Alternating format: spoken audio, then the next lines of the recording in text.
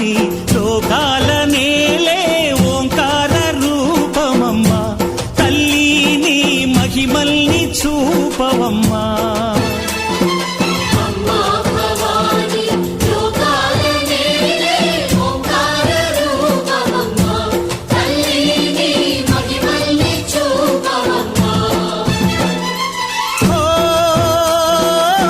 సృష్టికే దీపమా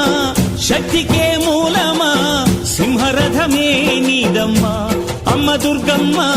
భక్తులను దీవించుమా